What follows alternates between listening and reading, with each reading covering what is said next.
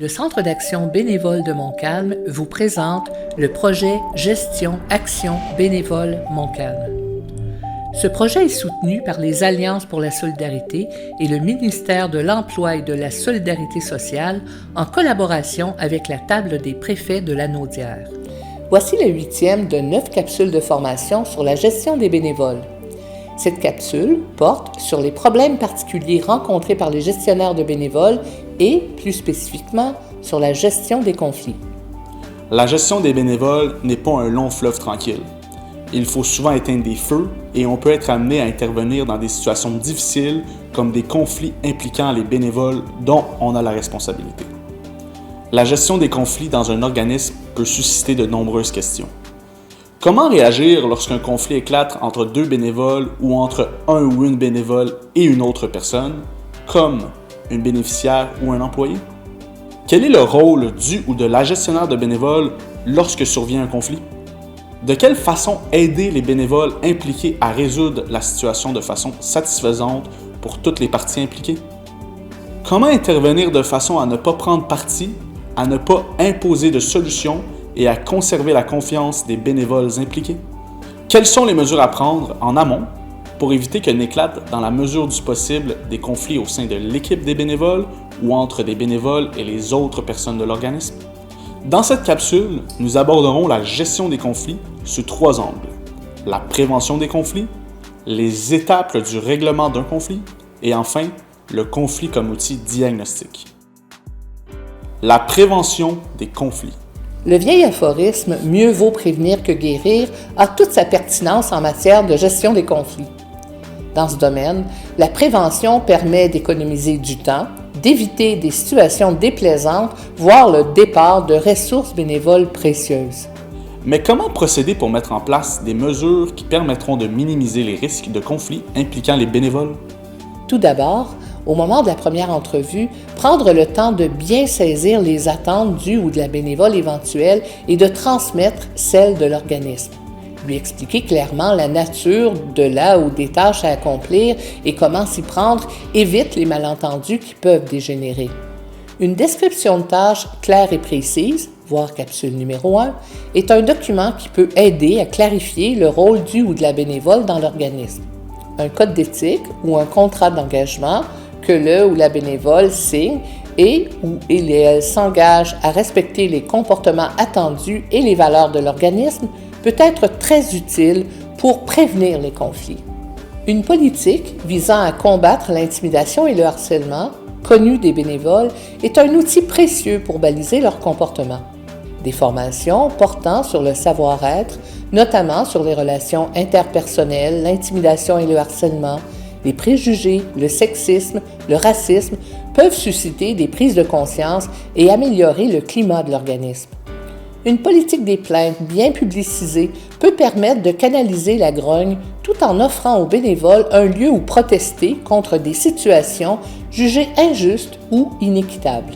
Et bien sûr, des rencontres fréquentes avec les bénévoles, une présence attentive et bienveillante lorsque surviennent des problèmes, du support lorsque nécessaire, sont à la base d'une relation saine avec les bénévoles et jouent un rôle important dans la prévention des conflits.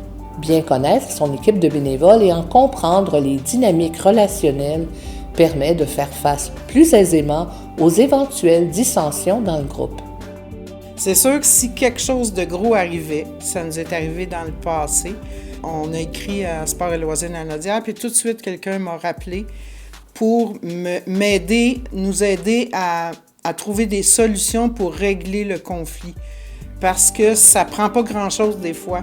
Tu peux avoir une personne qui sème des petites graines négatives, puis ça peut faire boule de neige. Gérer des conflits auprès des bénévoles, c'est toujours malaisant. C'est jamais agréable, ça peut s'envenimer très rapidement, puis il ne faut pas oublier que ces gens-là ne sont pas rémunérés pour venir donner du temps. Ils le font par passion, par générosité. Donc c'est toujours quelque chose qui est très touché. Il faut prendre le temps de s'asseoir, d'écouter vraiment toutes les parties, puis d'y aller au mieux de notre connaissance. Les étapes du règlement d'un conflit. Nous vous proposons ici une démarche simple, en 5 étapes, à utiliser pour la résolution des conflits impliquant des bénévoles dans votre organisme. Détermination du problème. Rencontre avec les personnes concernées. Analyse de l'information et élaboration d'une solution. Plan d'action. Suivi auprès des personnes concernées. Étape 1. Détermination du problème. Si, dans plusieurs cas, les conflits impliquant les bénévoles font, à un moment ou à un autre, l'objet d'une plainte de la part de l'une ou l'autre des personnes concernées, certaines situations restent dans l'ombre et demandent de la part du ou de la gestionnaire de bénévoles un bon sens de l'observation et une sensibilité certaine pour les détecter. À l'étape de la détermination du problème, il s'agit de décider si la situation nécessite une intervention ou non. Certains désaccords peuvent se régler sans que vous vous en mêliez. Vous n'avez donc qu'à suivre la situation pour vous assurer que tout se règle et rentre dans l'ordre. Par contre, le problème peut être plus sérieux et nécessiter une intervention de votre part. C'est le moment de passer à l'étape suivante. Dans la gestion de conflits, il faut agir avec promptitude, mais sans précipitation. Étape 2. Rencontre avec les personnes concernées. Les conflits peuvent surgir entre deux bénévoles, entre bénévoles et bénéficiaires, ou peuvent impliquer des employés ou d'autres personnes en lien avec l'organisme. Quelle que soit la situation, il faut, idéalement, entendre toutes les personnes impliquées dans le conflit pour être en mesure de trouver des solutions. Les rencontres peuvent être simultanées ou différées, en personne ou virtuelles. Les conflits sévères recommandent un doigté tout particulier car la confrontation de deux personnes ayant de graves dissensions peut s'avérer particulièrement difficile. Dans ce cas, rencontrer séparément les personnes concernées peut s'avérer plus profitable. À cette étape, il s'agit surtout de recueillir de l'information afin de bien définir la nature du problème et avoir en main les données qui permettront d'élaborer une solution. Formulée à la fin des années 70 par Sharon et Gordon H. Bauer, la méthode DESC peut vous aider à mener l'entretien de traitement de conflit. DESC, c'est D pour décrire les faits, E pour exprimer ses émotions, S pour spécifier des solutions et enfin C pour conclure avec les conséquences. Dans le cas où vous décidez d'entendre les deux personnes en conflit simultanément, il est préférable d'établir à l'avance quelques règles pour éviter que l'entretien ne dérape. Mettre la table en expliquant que cet entretien a pour but de trouver une solution acceptable pour toutes les parties et non pour donner raison à l'une ou l'autre des parties. Indiquer aux personnes présentes que les tours de parole auront lieu en alternance et qu'ils devront être respectés. Informer les participants et les participantes que vous vous réservez le droit de mettre fin à l'entretien à tout moment en cas de propos irrespectueux ou violents. Rassurer les participants ou participantes sur la confidentialité du processus. Il s'agit ensuite de mener l'entretien, seul à seul avec une des parties ou en présence de tous les protagonistes, en commençant par une description des faits en lien avec la situation. À cette étape, les parties doivent s'en tenir aux faits uniquement. Ensuite, il est important que chacune des personnes exprime les émotions que suscite chez elle la situation. Le plus grand respect et de rigueur dans l'accueil qui est fait aux émotions exprimées. Chacune des parties est ensuite invitée à proposer des pistes de solutions pour mettre fin au conflit. Pour conclure l'entretien, il est bon de souligner les conséquences heureuses que cet entretien aura sur la situation conflictuelle et à quel point le statu quo n'était plus envisageable. Simulation d'entretien, exemple de la méthode DESC. On se rencontre ce matin parce qu'il semble y avoir un problème dans l'équipe. Je tenais à ce qu'on se rencontre toutes les trois pour qu'on puisse déterminer ensemble c'est quoi la nature du problème et qu'on essaie de trouver une solution qui satisfait à tout le monde. C'est pas une rencontre pour déterminer qui a raison ou qui a tort. Donc, je vous demanderais, s'il vous plaît, de vous abstenir, de porter des jugements et de respecter les tours de parole de chacune. Donc, Geneviève, tu es venue me voir parce qu'il semble y avoir un problème. Est-ce que tu peux nous décrire certains faits? Bien, comme tu le sais, Sophie, ça fait longtemps que je suis bénévole ici. J'aime tout le monde m'aime.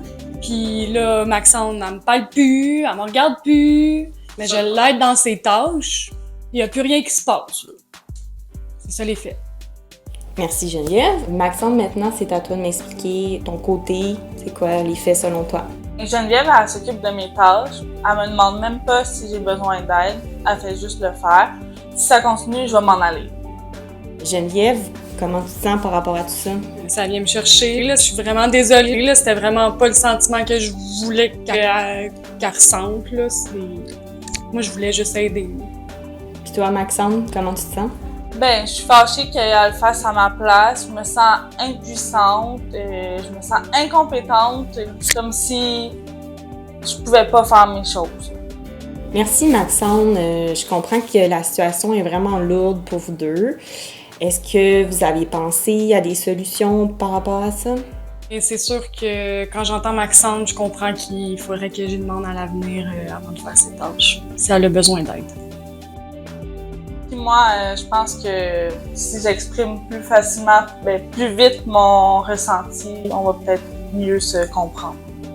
Ben merci les filles, je suis vraiment contente que vous ayez trouvé des solutions parce que tu sais effectivement ça peut pas continuer comme ça, sinon la relation dans l'équipe ira pas en s'améliorant. Je sais que c'est pas facile, c'est pas toujours évident, mais tu sais essayez de vous rappeler de vos solutions, tu sais Geneviève, de demander à Maxime, d'aller la voir, est-ce qu'elle a besoin d'aide, la consulter avant de prendre l'action. Toi, Maxime, tu sais, n'hésite pas à partager qu'est-ce qui se passe dans ta tête, de nous partager comment tu te sens, d'aller demander de l'aide aussi si tu en as besoin. Mm-hmm. Puis à l'avenir, tu sais, je pense que vous allez être capable de vous en parler. Puis je suis toujours là si vous avez besoin. Merci, Sophie. Merci. Étape 3, analyse de l'information et élaboration d'une solution. Une fois que vous avez recueilli toute l'information disponible, c'est le moment de l'analyser et de l'organiser de façon à avoir une vision claire du problème. Est-ce un conflit de personnalité ou de valeur?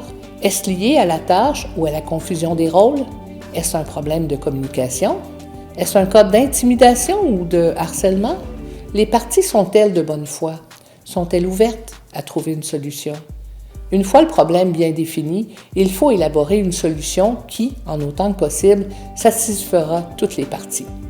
Au cours de l'entretien de traitement de conflit, des solutions ont pu être suggérées par les participants et les participantes. Si elles sont applicables, ce sont les solutions à privilégier puisqu'elles proviennent de vos bénévoles et que, par conséquent, elles seront plus faciles à mettre en œuvre. Il est possible également de consulter en toute confidentialité vos collègues ou la direction générale pour trouver d'autres pistes de solutions. Étape 4, plan d'action. Un plan d'action, c'est un document qui détermine les initiatives et les moyens à mettre en œuvre pour atteindre un objectif précis et réaliste dans un délai défini. Il s'agit donc de traduire la solution arrêtée en objectif. Certaines choses ne se démodent pas. Et la méthode SMART, créée par Peter F. Drucker et que vous connaissez peut-être, est l'une de celles-là. Simple à utiliser, elle vous aide à créer des objectifs bien définis, réalistes et atteignables. Voici à quoi correspond son acronyme. S, spécifique. M, mesurable. A, atteignable. R, réaliste. T, temporellement défini. Votre plan d'action, pour être applicable, doit tenir compte des ressources disponibles, temps, argent, ressources matérielles et immatérielles. Il est modifiable en tout temps et doit vous aider à mettre en œuvre la solution que vous aurez choisie. Étape 5, suivi auprès des personnes concernées. Il faut suivre de près la mise en œuvre de la solution de façon à s'assurer qu'elle fonctionne et que le conflit ne se reproduise pas. S'enquérir auprès des personnes concernées de leur appréciation des mesures qu'on a appliquées pour solutionner le conflit est essentiel et fait partie intégrante du processus. Documenter le tout de façon à garder des traces en cas de récidive est une bonne pratique. Il est important, pour des raisons de confidentialité, de s'assurer que ces documents ne contiennent pas de renseignements personnels permettant d'identifier les personnes concernées. Important. Il est parfois impossible de résoudre certains conflits. Par exemple, les personnes font preuve de mauvaise foi. Les personnes refusent de s'impliquer dans la recherche d'une solution. Il y a eu de nombreuses récidives. Les gestes posés sont trop graves ou de nature criminelle. La solution sera alors de se séparer de cette personne bénévole pour préserver la sécurité et l'intégrité des membres de l'équipe et de l'organisme. Le conflit comme outil diagnostique. Les conflits sont utiles dans un organisme car ils nous en apprennent beaucoup sur son fonctionnement et sur ses dysfonctionnements. De plus, un conflit, c'est parfois un affrontement d'idées, de valeurs, et de cet affrontement peuvent naître de nouvelles façons de faire qui feront évoluer l'organisme. Paradoxalement, les conflits peuvent améliorer les relations interpersonnelles car, lorsqu'ils sont bien gérés, ils permettent de mettre en lumière les désaccords latents et permettent à chacun et à chacune de prendre sa place dans l'équipe. Les conflits sont inévitables lorsque plusieurs personnes travaillent ensemble. Il vaut donc mieux en tirer le meilleur parti tout en s'assurant de les gérer avec professionnalisme.